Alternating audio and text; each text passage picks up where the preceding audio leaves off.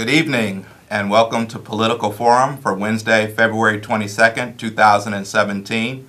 We're pleased to welcome as our special guest this evening, Cook County Board President Toni Preckwinkle. Welcome back Good to evening. Political Forum. Good evening. I'm Rod Joy. I'm a board member here at CAN TV. Political Forum is a live, interactive call-in program that's designed to connect you directly with your elected officials. Over the next 25 minutes or so, we hope you'll have an opportunity to learn more about President Preckwinkle's views on the current challenges and opportunities facing the county. But above all, this is participation television. We want your calls, your questions, your comments for President Preckwinkle.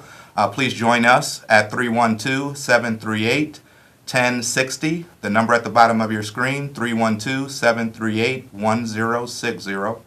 President Preckwinkle, I think the last time you were in this studio was just after the Democratic National Convention in Philadelphia. Long ago and far away. It seems like a lifetime ago. Sure enough. But welcome back to the program. Thank you. I'm always pleased to be on the program. So we are living in the first few days of a Trump administration, and there's been a lot of implications for the county. And one thing that is top of mind is the Affordable Care Act. There's been a lot of conversation about repealing and replacing the Affordable Care Act, which would have an impact on the county's health and hospital system. What are your views about ACA, and why is that on the top of your list these days? Well, first thing I want to let you know is that 480,000 people in Cook County have health care coverage who didn't have it prior to the Affordable Care Act. Almost 500,000 people, 480,000. And 140,000 of them are part of our own Medicaid expansion program called County Care, which our viewers may have heard of. So that's 480,000 people in Cook County who have health care coverage as a result of the Affordable Care Act, 140,000 people who are members of our County Care program. So they have coverage for the first time, many of them, or they had health care sporadically, or they were underinsured. Any case, now they have health care. And the question is, what happens? What is the Republican Party in Washington going to do? During President Obama's presidency, the House Republicans voted more than 60 times to repeal the Affordable Care Act. And now that we have a Republican president and a Republican Congress, apparently they don't have a plan for what they're going to do to replace the Affordable Care Act. First they talked about repeal, just complete elimination, I guess, and then replacement, but they don't appear to have a plan in place. So it's very troubling for those of us who run public health systems in this country, as well as those who serve those who have been uninsured or underinsured, as we look to Washington to try to figure out what comes next. It's an unnerving time. And the other thing I think to remember, it's not just that many, many more people have health care coverage than had it in the past. It's also that public health systems like our own have seen a dramatic influx of federal dollars to support health care provision. In 2010, when I came into this job, we, as taxpayers of Cook County, contributed about $400 million to our health care system, the Cook County Health and Hospital System, every year. In the 2017 budget, so this is 7 years later, as a result of the Affordable Care Act, we now contribute as county taxpayers $111 million to our health care system. So there's a $300 million difference, and it basically represents a little bit of efficiency, but mostly what it represents is the substitution of federal dollars for local dollars in our health care system. So if there is a dramatic change in the Affordable Care Act, it will severely impact not only the people who have gotten coverage for the first time, but also public health systems like ours who have seen a dramatic increase in federal support as a result of the Affordable Care Act. So you mentioned dramatic change in Washington, D.C., and unfortunately it seems to be more of the same in Springfield. I think we're now over 600 days and counting without a state budget. How does the state's financial crisis impact the county? Well, first of all, I think people should understand that this is an extraordinary situation. What I read was that it's been since the Great Depression that a state has gone without a budget for 2 years, and we're the only state in the country that's gone without a budget for 2 years at the present time. The only state in the country. So this reflects badly on all of our political leaders in Springfield, but frankly, particularly, it does not speak well of our governor, who's said, I'll only work with you on a budget if you work with me on my ideological agenda. The most important thing that any unit of government does every year is make their budget. It's how the money is spent and how the money is raised. Those are the critical issues. And the governor decided early in his tenure that he was going to say to the legislature, I'll only work with you if you follow my ideological agenda outside of the budget, which is extraordinary and has made for tremendous difficulty in Springfield. It's hard to know what's going to happen in this legislative session, having gone 2 sessions without a budget. This is Political Forum, a live interactive call-in program. Our special guest tonight is Cook County Board President Toni Preckwinkle. We invite you to join the conversation, flex your activism muscles, pick up the phone and give us a call. We're at 312-738-1060, the number at the bottom of your screen. I think we have a caller on the line. Caller, are you there? Hello, yes, I'm here. Thanks for taking my call. I know you were talking about healthcare a little bit, so I hope you don't mind me switching the topic a little bit here. I work part-time somewhere where this is predominantly, the customer base is predominantly Latino, and specifically there are a lot of immigrants who are obtaining, I work at a driving school, so coming in to obtain driving license, and I see the fear in a lot of these people with all of the rhetoric with, the deportation of illegal immigrants. And right now, with the president raising the bar on the deportation of illegal immigrants, can you talk a little bit about our status, Cook County status as a sanctuary city, and what that means for these people that are, kind of living in fear?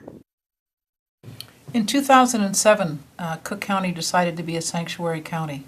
I don't know exactly when the city of Chicago made that same decision, but we now have the city of Chicago, which of course is the largest city in the county, half of our population, and the county itself as sanctuaries.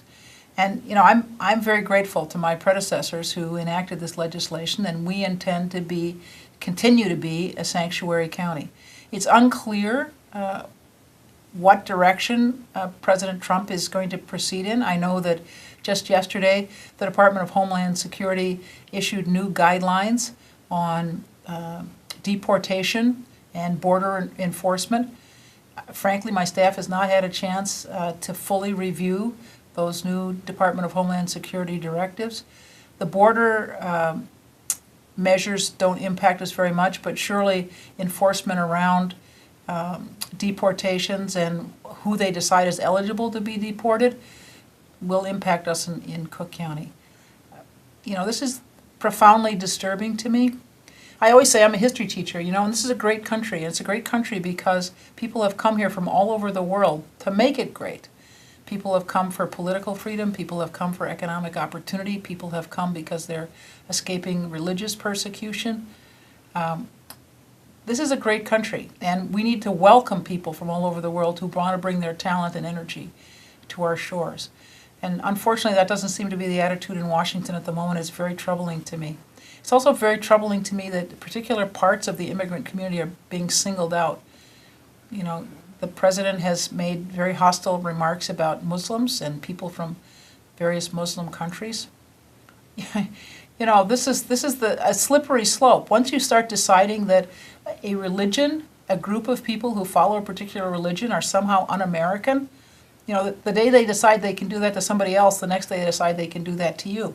I think it's important for all of us to remember that one of the great strengths of our country has been that it welcomed immigrants, has been that it tolerates and encourages people to pursue a variety of religions without censure or without punishment. These are important parts of the American character and the American tradition. And I think it's important for those of us who believe that this is a country that is strengthened by its inclusion and its diversity, to understand that we've got battles ahead of us, and that it's going to be a struggle for the next 4 years to stand up for those very important American values, which I intend to do, which surely the city of Chicago intends to do, and I hope all of our viewers will as well. Well, you mentioned this notion of building bridges as opposed to building walls, and I know a lot of people focus on the idea of, are we humanizing people or dehumanizing people? You mentioned teaching history, and you're certainly a student of history. Can you recall any administration that's gotten off to this kind of start? Well, surely not. I'll be 70 on my next birthday, and surely I can't recall any time in which an administration got off to such a problematic, difficult start. But I think those of us, as I said, those of us who believe in the values of inclusion, of diversity, of welcoming people from around the world who want to come to America, have to understand that we will have to resist those in Washington who have contrary views, and that we'll have to organize for the elections in 2018 and 2020 to be sure that people who share our values are elected to office.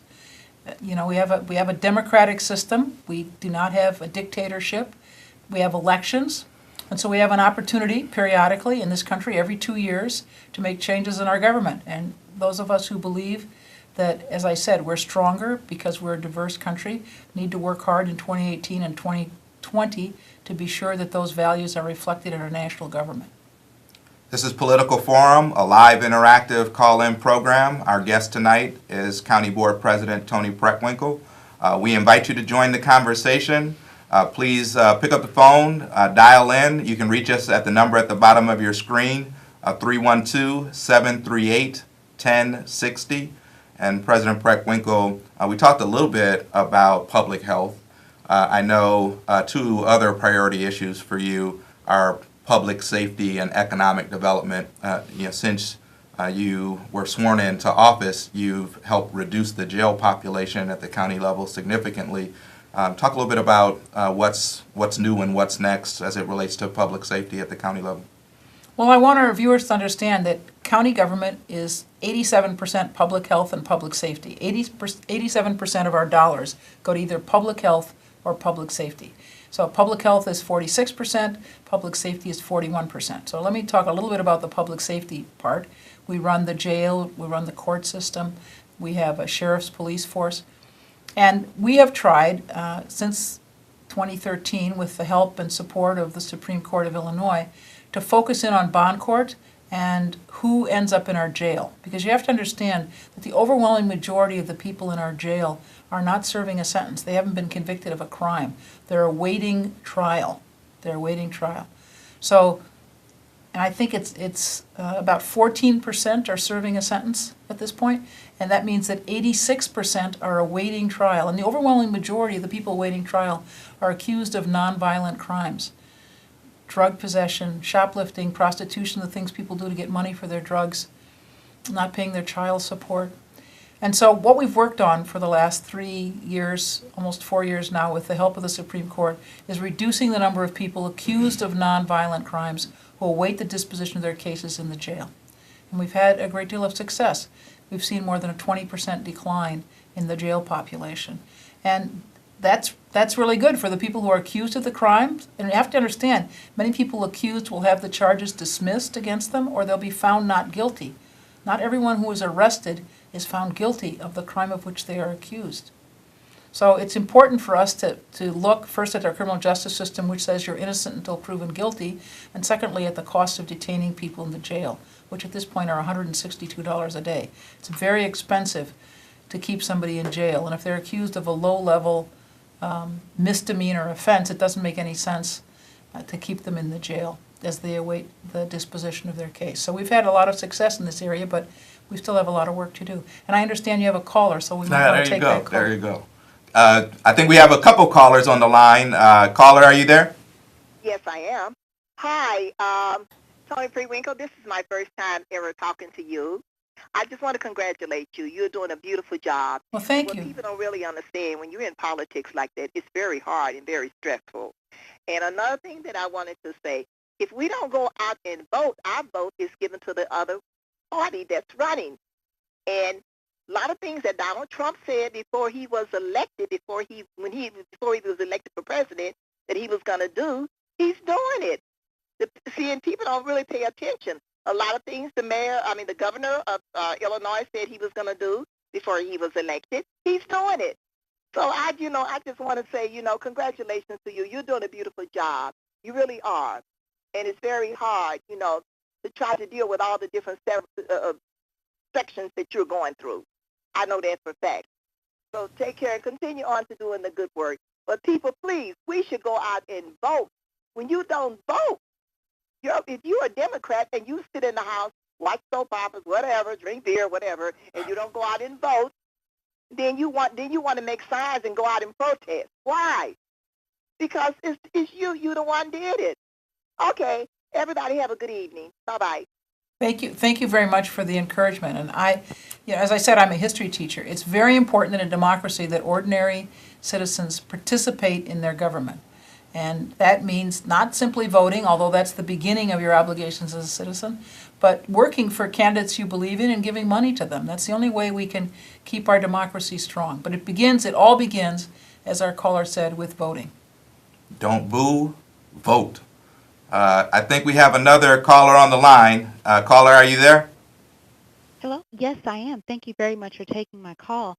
I was hoping to ask the president a little bit about her perspective on the lawsuit that the Chicago Public Schools Board of Education and parents filed, saying that the state is violating Chicago Public School student civil rights by perpetuating an unequal funding system.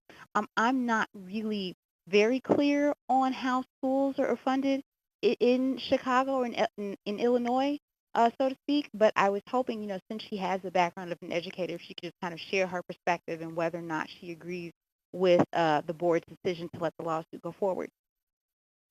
Well, the first thing I should say is that my understanding is that the Chicago Urban League brought such a suit 8 years ago, and it's been wending its way through the courts ever since.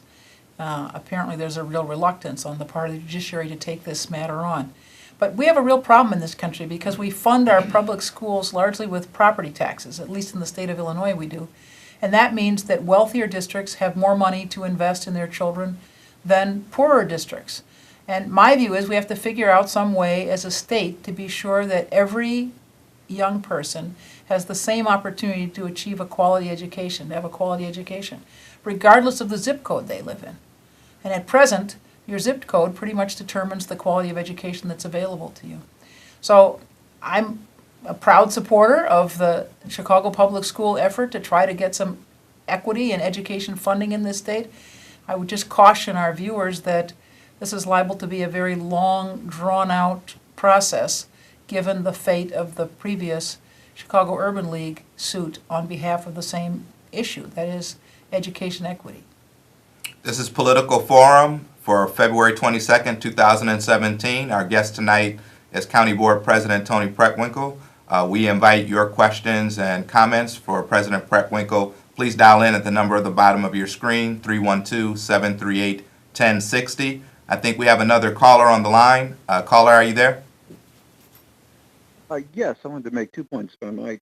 First, to the question of the lawsuit which has been brought, arguing that there's a disparity in terms of funding predicated upon race in the state of Illinois.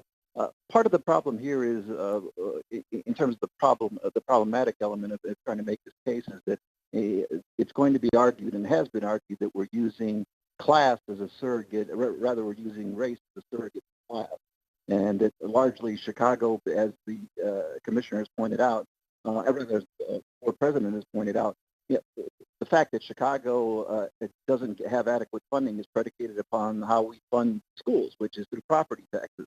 And unfortunately, the vast majority of people who attend Chicago public schools are persons of color, and they don't come from affluent backgrounds. So as a result of which, Chicago doesn't have the kind of resources that the North Shore has. So it's going to be very difficult to demonstrate that this isn't a function of class. Class is not protected in America. You cannot argue I'm poor, so therefore I'm deserving of something more. So instead, it's going to be argued, and it has been argued, that this is a function of race, which is going to be very difficult to prove. That's the one point. The other point I wanted to ask the president was, where does she anticipate? I feel that we're heading for a looming crisis, given who sits in the White House today, and his threats and his insinuations with regard to what's going to happen to cities such as Chicago, and whether or not we're willing to go along with the program. And I'm wondering what Cook County is willing to do. I know in part what the city of Chicago is willing to do, but what happens when we come to a head with the federal government in terms of protecting our citizens, people who are here who are undocumented, others who are here who quite frankly feel that this White House has every intention of violating basic civil rights laws that protect people according to the United Nations standards of what human rights are. At what point does the president anticipate we're going to come to a head with this White House in terms of policies, and where are we going to stand when federal agents decide that they're going to march into Cook County? And what's Cook County going to do? What's Cook County Hospital going to do when someone decides, yes, you've got a patient here, we want them because they're here illegally, and what's Cook County prepared to do at that point? Thanks for your call. Thank you. You know, it's unclear exactly what the Trump administration is going to do. We have been talking with advocates around the country, advocates concerned about the rights of immigrants in this country, as well as other jurisdictions that are trying to anticipate what the Trump administration might do.